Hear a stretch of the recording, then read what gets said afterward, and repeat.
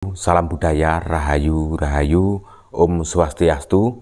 Jadi untuk pembahasan kali ini saya akan menceritakan kembali pengalaman ketika podcast bersama Jero Wasi Teguh dari Jakarta di beberapa hari yang lalu ketika berkunjung ke petilasan Ki Ageng Kutu, tepatnya di Desa Kutu Wetan, Kecamatan Jetis, Kabupaten Ponorogo.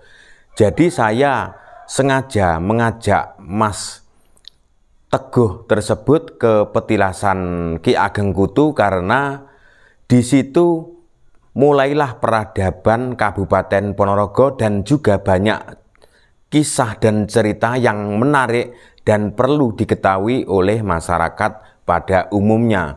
Jadi karena ceritanya sekarang ini simpang siur, makanya saya sengaja mengajak Mas Teguh untuk menceritakan kembali kisah seperti apa sosok Ki Ageng Kutu tersebut dan kenapa Ki Ageng Kutu tersebut sampai ke Ponorogo, gimana ceritanya. Jadi di dalam podcast saya di beberapa hari yang lalu ketika di pertengahan podcast itu tiba-tiba kami berdua sangat kaget. Jadi Mas Teguh itu melihat sesosok ular.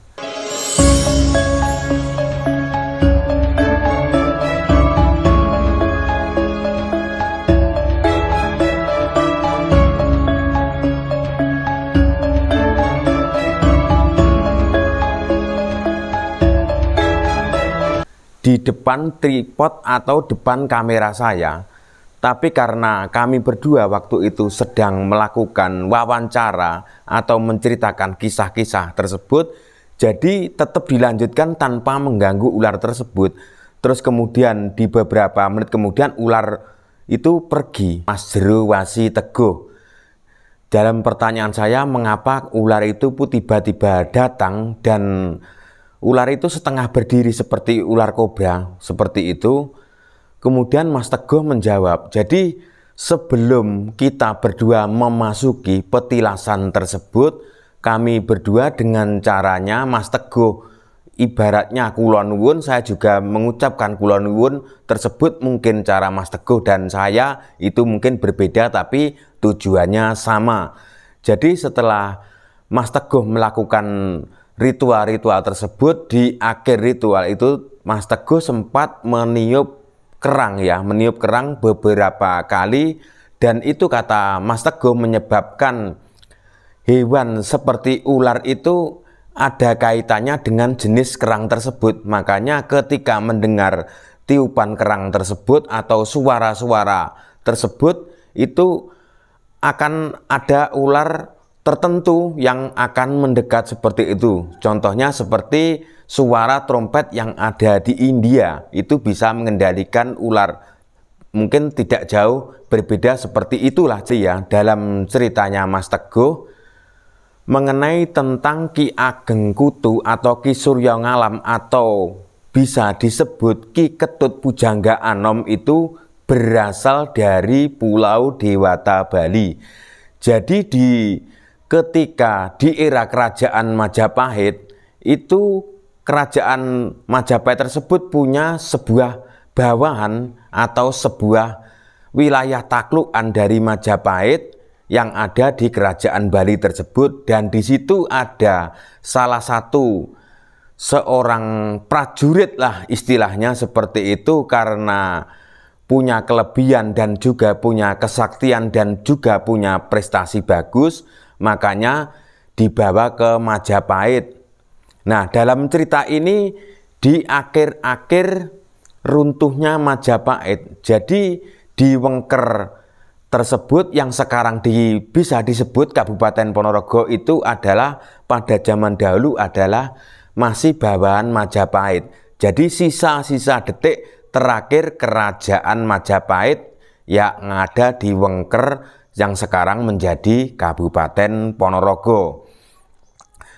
Jadi setelah di Majapahit, Ki Ageng Kutu atau Ki Ketut Pujangga Anom tersebut dikasih tanah pardigan atau diberi kekuasaan untuk menjadi pemimpin di wilayah yang disebut namanya Wengker. Jadi wilayah Wengker itu juga meliputi wilayah barat sampai Gunung Lawu, timur juga sampai ke wilayah Trenggalek, sampai ke Madiun, Nganjuk, dan juga sampai ke Pacitan atau Magetan seperti itu. Jadi wilayah Wengker yang ada di Ponorogo sekarang ini itu wilayahnya juga mencakup sangat luas banget. Jadi setelah Ki Ageng Kutu sudah berpindah ke Wengker, itu singkat cerita, jadi di Majapahit itu terjadi huru-hara. Jadi di detik-detik keruntuhan Majapahit disebabkan karena istri-istri Prabu Brawijaya tersebut. Pada zaman dulu ketika contohnya seperti Ki Ageng Kutu, Ki Ketut Pujangga Anom itu untuk mengkritik rajanya pada waktu itu tidak terus terang dengan cara menggunakan kesenian. Jadi disimbolkan seperti Reog Ponorogo itu di atas kepala harimau tersebut dalam simbol ada burung merak. Jadi disimbolkan burung merak tersebut sebagai istri Brawijaya.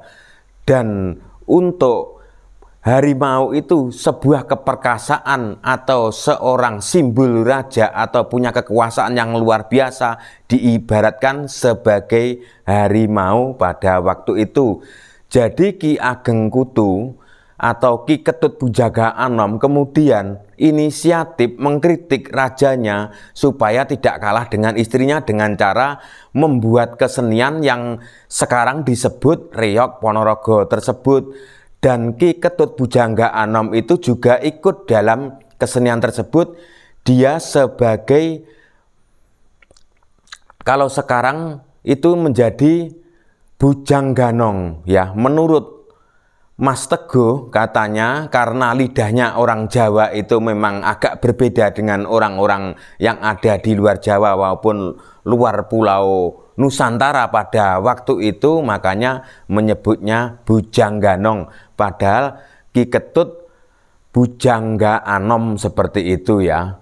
Makanya setelah melakukan kritikan tersebut itu juga belum berhasil dan juga belum maksimal ya, namanya kalau sekarang itu langsung demo-demo seperti yang dilakukan oleh anak-anak sekolah atau anak-anak mahasiswa atau orang-orang para petani ketika mendemo ke pemerintah tersebut. Kalau zaman sekarang itu langsung teriak-teriak, langsung dengan terus terang. Kalau zaman dulu kita demo kepada raja tersebut dengan cara seperti anak-anak mahasiswa zaman sekarang mungkin akan ditangkap dan akan dipenjara seperti itu. Jadi demonya pada zaman dulu itu dengan cara sindiran dan jangan dengan cara halus seperti itu. Mungkin untuk ceritanya kenapa Ki Ageng Kutu, Ki Ketut Pujangga Anom itu sampai kalah itu sudah ada full videonya, ada di channel YouTube Pegawai Medsos. Saya upload beberapa hari yang lalu dengan judul Kisah Warok dari Bali Asal Usul Reog Ponorogo. Buat teman-teman yang pengen menonton seperti apa cerita lengkap keseluruhannya seperti itu. Ketika saya podcast di petilasan Ki Ketut Pujangga Anom yang ada di Desa Kutu Wetan tersebut, sebelum mulai saya merasa ada aura-aura yang sangat berbeda jauh dari tempat lain yang pernah saya kunjungi ya. Jadi di situ itu ketika Mas Jero Wasiteguh itu melakukan ritual tersebut, saya merasakan tapi tidak bisa melihat, saya merasakan seperti kehadiran beberapa orang yang mendekat di sekitar kita berdua pada waktu itu. Ibaratnya seperti ketika saya datang dan Mas Jero Wasiteguh itu, orang-orang yang ada di situ atau makhluk gaib yang ada di situ itu mendekat seolah-olah menyapa, tapi saya sendiri tidak melihatnya, tapi bisa merasakan seperti apa rasanya kehadiran orang-orang tersebut. Kemunculan ular tersebut itu juga tidak asal-asal kemunculan. Jadi ketika selesai melakukan ritual tersebut, Mas Jero Wasiteguh itu kemudian kita lanjut melakukan podcast untuk menceritakan asal-usul Riok Ponorogo dan mengenai sejarah Ki Ketut Bujangga Anom tersebut. Jadi saya sangat kaget, tapi kami berdua walaupun yang melihat itu Mas Teguh, saya akan fokus sama Mas Teguh. Mas Teguh fokus ke depan sambil menceritakan kisah-kisah tersebut. Jadi ular itu tepat di belakang tripod kamera saya dan kamera saya itu menghadap ke kita. Jadi saya tidak melihat ke kamera karena saya fokus ke Mas Teguh pada waktu itu, waktu sesi wawancara ya.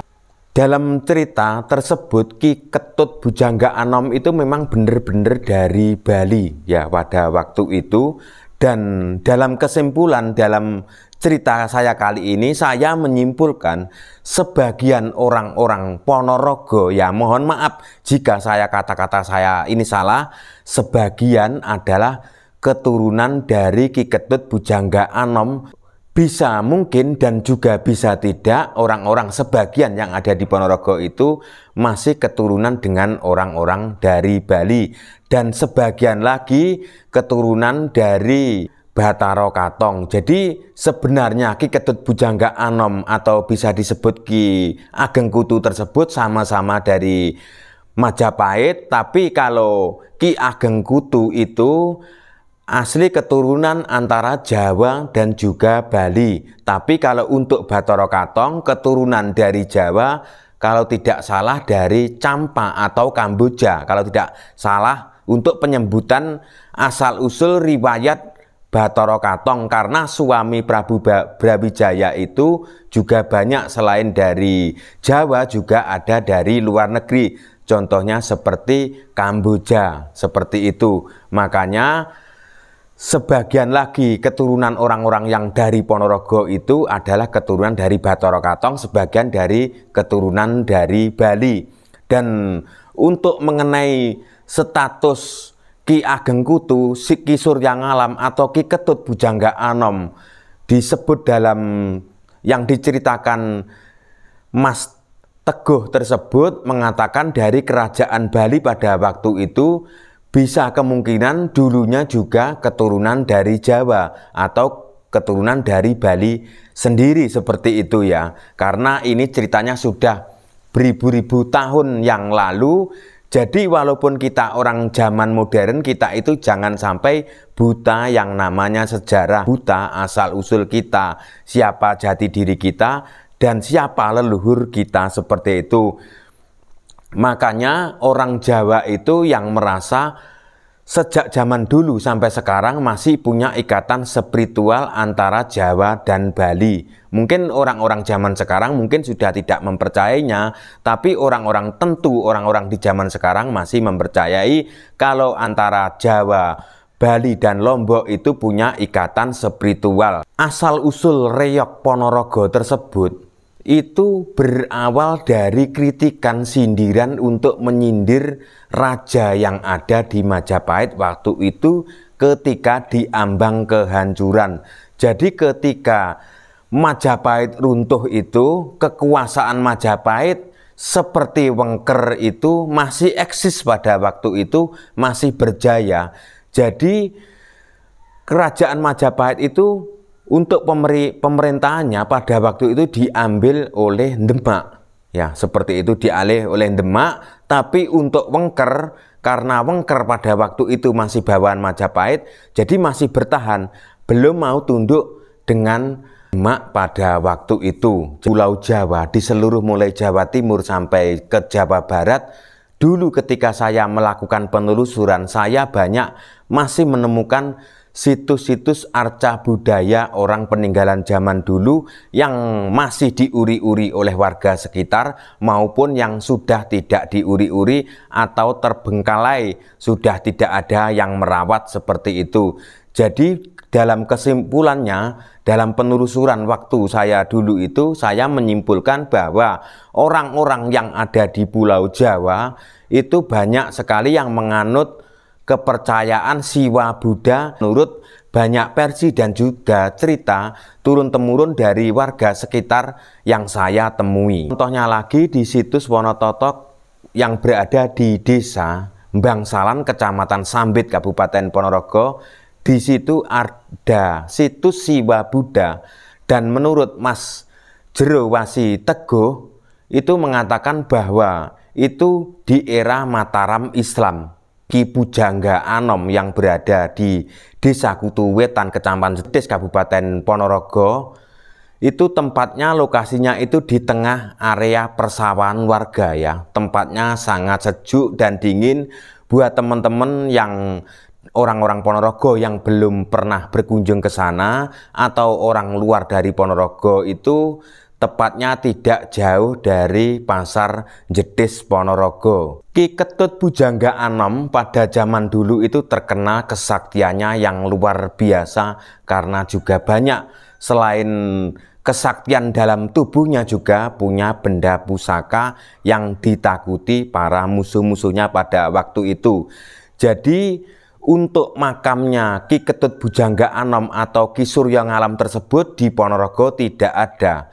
Walaupun kalah dengan Bathara Katong, tapi kemudian dia pilih menghindar untuk muksa atau mukso seperti itu. Makanya tidak ada catatan dalam sejarah yang ada di Ponorogo dan tempat lokasinya di mana untuk makamnya tersebut, karena mukso di Ponorogo Selatan tempatnya di bukit atau bisa disebut Gunung Bacin tersebut, yang berada, kalau tidak salah, berada di Kecamatan Bunggal, kalau tidak di Kecamatan Sambit. Ketika saya podcast bersama Mas Jero Wasi Teguh tersebut didatangi ular, itu bukan pertanda buruk, itu pertanda baik bahwa kita ketika berkunjung ke petilasan tersebut ada sambutan baik, atau istilahnya ramah tamah tersebut, karena berbentuk sesosok seekor ular yang tidak berbicara dengan bahasa kita. Mungkin cukup mengucapkan salam dengan cara setengah berdiri di depan kamera saya untuk menyambut kita berdua, karena tujuan kita berdua di situ tujuannya baik, bukan untuk merusak seperti itu. Jadi cukup sekian konten saya. Jika ada salah kata, penyebutan tokoh atau nama tempat, atau salah dalam pengucapan saya, mohon maaf yang sebesar-besarnya. Terima kasih. Salam budaya Nusantara.